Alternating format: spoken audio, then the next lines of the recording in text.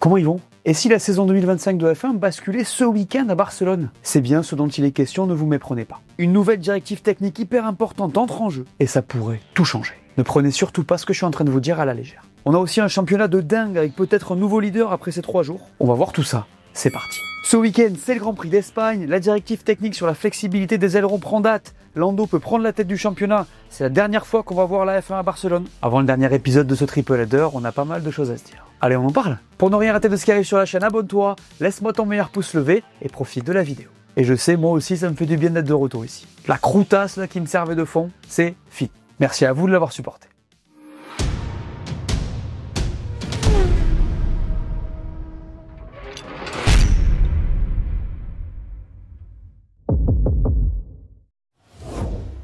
Vous ne rêvez pas, c'est le dernier Grand Prix de Formule 1 à Barcelone. Et je voulais en parler parce que c'est important. Les gars, le Grand Prix d'Espagne a lieu à Barcelone depuis 1991. Ça fait 34 ans. C'est la dernière édition et je pense qu'il faut rendre hommage à ce circuit qui a tant donné à la Formule 1. Montmelo, c'est un circuit complet, classique, qui a permis à la F1 de rouler et de tester ses bolides depuis un long moment. Alors il n'y a pas vraiment eu de course légendaire là-bas, même si on a eu des grands crus, mais c'est un tracé qui a compté dans l'histoire de la F1 et qu'on doit saluer. Et puis perso, c'est mon premier Grand Prix sur place. C'était en 2003, j'avais 10 ans, et c'est un souvenir assez fort pour moi. Même si Schumacher avait gagné et qu'à l'époque, j'étais pas hyper fan. Voilà. Alors le Grand Prix d'Espagne, c'est pas uniquement Barcelone.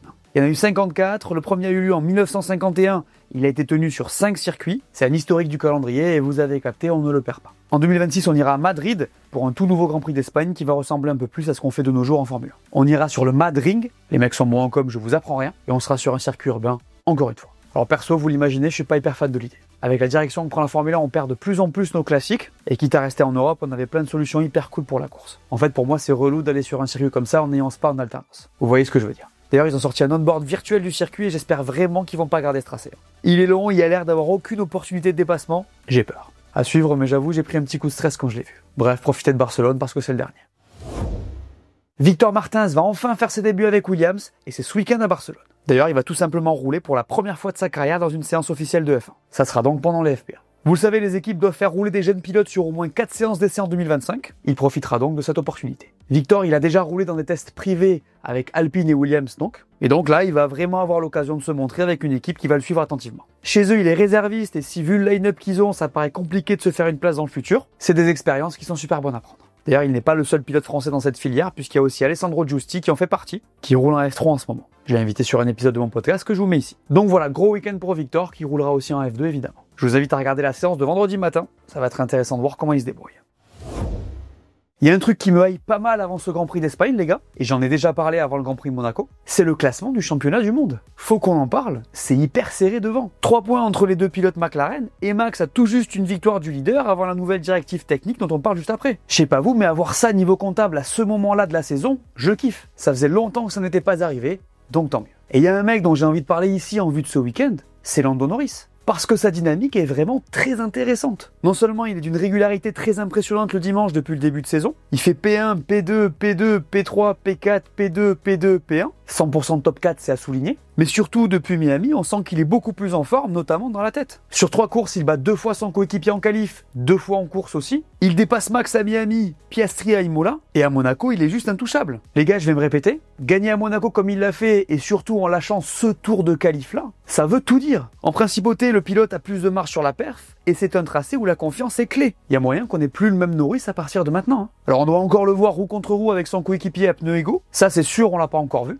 mais je pense que là il est peut-être en vitesse de croisière. D'ailleurs on en reparle plus tard, mais en Espagne, dans l'optique où la directive technique ne changerait rien, ça devrait fonctionner. Il va faire très chaud, il devrait y avoir beaucoup de dégradation, normalement McLaren devrait être devant. Alors Red Bull a montré de très belles choses à Imola dans des conditions similaires même si un peu plus fraîches, mais l'écurie semble ne pas avoir complètement compris d'où venait la perf, donc à voir. Dans ces conditions et sur ce circuit, je m'attends aussi à voir une Ferrari performante au vu de ce qui se passe dernièrement. Les rouges amènent un package très important qui est censé faire basculer leur saison. S'ils arrivent à être mieux en qualif, on pourrait les voir se rapprocher de la victoire. D'ailleurs, les concernant, je voudrais faire un petit correctif au sujet de Lewis puisque j'ai dit qu'il se sentait un petit peu mieux dans le débrief. Au final, il a encore eu de gros soucis de communication avec son ingénieur et il a eu du mal à expliquer son manque de perf en comparaison avec Charles. Mais à coup de pas, c'était un des débriefs les plus compliqués que j'ai eu à faire et je vous épargne les détails logistiques. C'était une galère. Bref, je suis hypé par le championnat, mais tout pourrait basculer ce week-end. C'est le point chaud de ce Grand Prix puisqu'il pourrait faire basculer la saison dans une nouvelle dimension. La nouvelle directive de la FIA sur la flexibilité des ailerons entre en vigueur à partir de Barcelone. Et oui, depuis le début de cette nouvelle génération de voitures à effet de sol, les équipes essaient de repousser les limites pour gagner de la perf. Et parmi les innovations mises en place se trouve la flexibilité des ailerons. En gros, ils se déforment avec la vitesse, générant plus d'appui et donc plus de performance. Vous vous rappelez sûrement du mini DRS de McLaren qui avait défrayé la chronique à Bakou l'an dernier. Bon. Et bien si la FIA semblait OK avec le niveau de flexibilité toléré à la fin de l'année 2024, elle a changé ses plans. On le sait depuis avant le début de la saison, toutes les équipes seront soumises à des tests de charge mis à jour. Pour entrer dans le détail, la flexibilité maximale sous charge sera ramenée de 15 à 10 mm.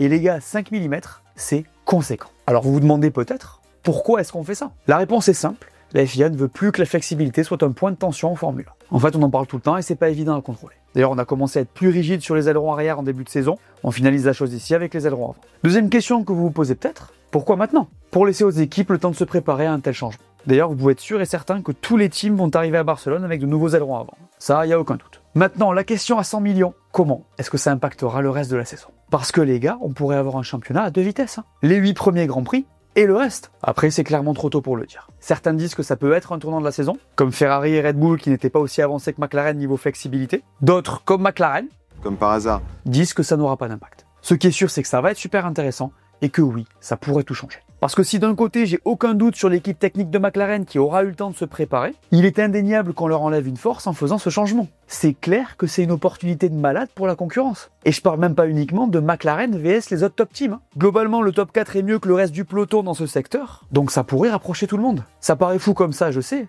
mais c'est possible. Et d'ailleurs, des changements en cours de saison comme ça qui changent tout, c'est déjà arrivé. En 2013 par exemple, Pirelli décide de revenir à sa structure de 2012 pour des raisons de sécurité, et ça change complètement la donne niveau hiérarchie. Alors là, on est sur un changement aéro, c'est différent, mais c'est clairement des choses qui peuvent impacter la suite du championnat. Donc voilà, tout est possible, et la saison pourrait basculer ce week-end. J'ai vraiment hâte de voir ce que ça va donner, on en parle dans le débrief.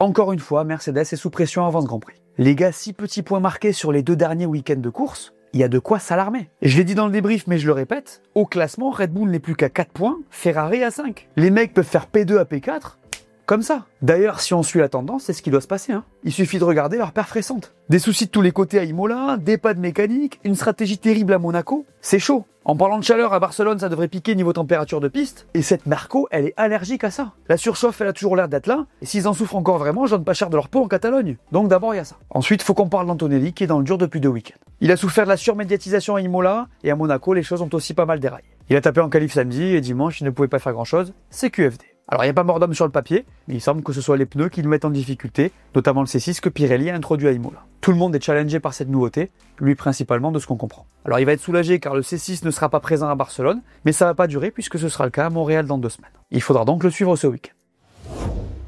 Encore une fois, Alpine sera sous pression à Barcelone. Parce qu'à Monaco, ils avaient la pire voiture sur la grille. Les gars, le meilleur tour réalisé par cette équipe le week-end dernier était 1 seconde 1 plus lent que celui de l'an dernier. Je sais pas si vous vous rendez compte du délire. Le pire, c'est qu'avant ça, ils étaient relativement confiants. Mais bon, les boss et les livreurs n'ont pas plu à la voiture. Et quand tu vois ce que les autres équipes font, j'avoue que ça fait un peu peur en vrai. Au championnat, ça commence à être tendu. Alors à Barcelone, vu le tracé, il est probable que ça aille mieux. En vrai, j'espère. Je vous rappelle que cette voiture fonctionne bien quand il y a de l'aéro en jeu. Mais c'est vrai que ce qu'on a vu à Monaco, c'est peut-être difficile de faire pire. Je vous rappelle que l'an dernier, ils avaient marqué 1 point avec une voiture en surpoids. Bref, ça va être chaud. On est sur une bonne dynamique, nous aussi, non? Isaac dans les points à Imola, Charles sur le podium à Monaco, on est plutôt pas mal. Surtout quand le mec te lâche qu'il est pas du tout serein une semaine avant. Là, Jean-Mi a été bon. Messieurs, dames, on repart ce week-end. Le sponsor de cette vidéo, comme d'habitude, c'est Winamax. Et aujourd'hui, Jean-Michel Prédiction te propose tout simplement la meilleure offre qui existe sur la F1 en France. Winamax et Jean-Michel Prédiction, maintenant tu connais, c'est imbattable. Tu cliques sur le lien en description et c'est là que la régalade arrive. Winamax te rembourse ton premier pari en cash s'il est perdant dans la limite de 100 € et t'offre un bonus de 10 € supplémentaires en cash aussi avec le code Lucas10. Donc par exemple, tu crées ton compte, tu déposes 100 balles en entrant le code Lucas10 pour toucher les 10 € de bonus, tu places ton premier pari et s'il est perdant, Winamax te rembourse dans la limite de 100 €. C'est valable pour la F1, le foot, le tennis, ce que tu veux. Vous l'aurez compris, ça aide beaucoup la chaîne, donc pour ceux qui avaient envie de parier et qui se sont inscrits, merci beaucoup. Et évidemment, je vous mets tous les liens en description. Et ce week-end, les gars, je vois bien un truc que tout le monde attend. D'ailleurs, je sais que ça part de loin si on regarde ce qui se passe depuis le début de la saison, mais je sais pas, je sens bien. En fait, je vais pas vous mentir, j'ai envie de le voir. Je sais pas si vous êtes prêts, Messieurs, dames, ce week-end à Barcelone, c'est Lewis Hamilton qui va faire son premier podium avec Ferrari. Ça part de loin, mais vous l'aurez entendu ici en premier. Les cotes, c'est comment? Alors, pour la victoire, c'est toujours très proche entre les 2 McLaren. Max est juste derrière et les Ferrari suivent. Pour le podium, c'est là qu'il y a un coup à jouer par contre quand je regarde les cotes de Charles, de Russell et bien sûr de Lewis. Je te rappelle que si t'es pas majeur, tu n'es pas concerné, et que pour gagner de l'argent, le mieux c'est de trouver un travail. La semaine dernière, je vous avais demandé vos meilleures prédictions pour le GP, et vous les avez faites. Toi, Nawili, tu nous dis, ce week-end, c'est un double top 5 des Féfés. Ça partait très loin, je respecte. Robin très très fort aussi. Isaac Adjar finit P6 de ce Grand Prix de Monaco. Masterclass de lui et de toi. Messieurs, dames, je vous rappelle que dans chaque preview, j'affiche 2 prédictions que vous faites en commentaire, et qu'à la fin de l'année, je fais gagner un gros cadeau sur un tirage au sort fait parmi les commentaires affichés. À vos claviers. Tu me fais ta prédiction ? Pourquoi le Grand Prix d'Espagne 2012 est-il totalement unique dans l'histoire ? Parce qu'il a vu Pastor Maldonado réaliser le plus gros hold-up de l'histoire de la F1. Mais qui est ce pilote ? Un pilote, comment dire, irrégulier. Personne ne l'imagine gagner. Alors comment a-t-il fait ? D'abord, premier coup de théâtre. Lewis Hamilton signe la pole, McLaren met trop peu d'essence dans la voiture. Résultat, disqualification. Maldonado hérite de la pole position. Déjà, incroyable. Mais est-ce qu'il tient au départ ? Pas vraiment. Fernando Alonso, galvanisé par son public, prend le meilleur sur la Williams. La Ferrari mène, Maldonado reste deuxième. C'est là que Williams va sortir la stratégie. Ils tentent l'undercut et font donc entrer leur pilote plus tôt sur leur deuxième arrêt. Quand Alonso rentre à son tour, c'est trop tard. Maldonado reprend la tête. Est-ce que c'est terminé pour autant ? Non, pas vraiment. Alonso revient fort, Kimi Räikkönen remonte comme une balle derrière eux. Pendant ce temps, la course est chaotique. Schumacher envoie Bruno Senna dans les barrières, Vettel et Massa prennent des pénalités pour non-respect des drapeaux jaunes, et devant c'est un bras de fer. Mais est-ce que Maldonado va craquer sous la pression ? Eh ben non. Il gère, protège ses pneus, et contrôle Alonso pendant 10 tours sous tension maximale. Au bout du suspense, Maldonado offre à Williams sa première victoire depuis 8 ans, et décroche le premier et unique succès de sa carrière. Ce jour-là, Pastor Maldonado est devenu le 5e vainqueur différent des 5 premières courses de la saison 2012. Un Grand Prix irréel, une sacrée époque. Vous vous rappelez ?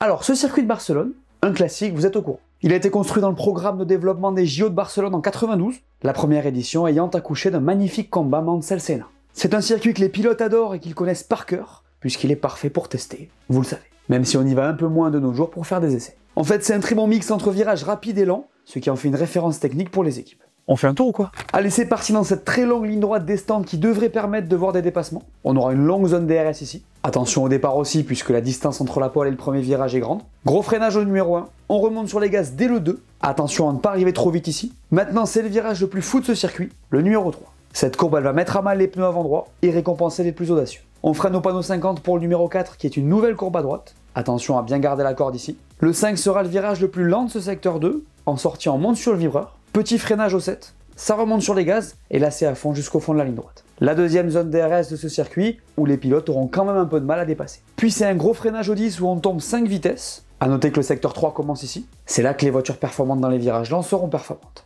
On négocie l'escargot avant d'arriver dans la dernière portion de ce secteur. C'est à fond dans la courbe rapide qui est de retour depuis l'an dernier. On remonte sur les gaz le plus tôt possible, et c'est la fin de ce tour. Vous aimez ce tracé ? La météo de ce week-end. Vendredi, il fera très chaud avec un peu de vent. Samedi, ce sera pareil. Et dimanche, ce sera des conditions similaires. Le programme du Grand Prix d'Espagne. Vendredi à 13h30, on aura les FP1 et à 17h les FP2. Samedi à 12h30, ce sera les FP3 et à 16h les qualifs. Et dimanche à 15h, le Grand Prix. Pour ma part, samedi 14h, je ferai mon grand retour chez Winamax pour pole position. Et dimanche, je commenterai la course avec Manu Moine, toujours chez Wina. Les gars, comme d'habitude, je vous recommande un contenu que vous allez kiffer. Et aujourd'hui, je vous propose cet épisode de mon podcast avec Sami Megetounif. Sami, il est en F2, c'est un super gars. Vous m'en direz des nouvelles. On se voit pour le débrief. Voilà, merci à tous de m'avoir écouté. J'espère que cette vidéo vous a plu. Laissez-moi un pouce bleu et dites-moi en commentaire ce que vous pensez qui va se passer ce week-end. N'oubliez pas d'aller voir mes dernières vidéos que vous n'auriez pas vues. Dites-moi tout. Et on s'abonne. Allez, ciao!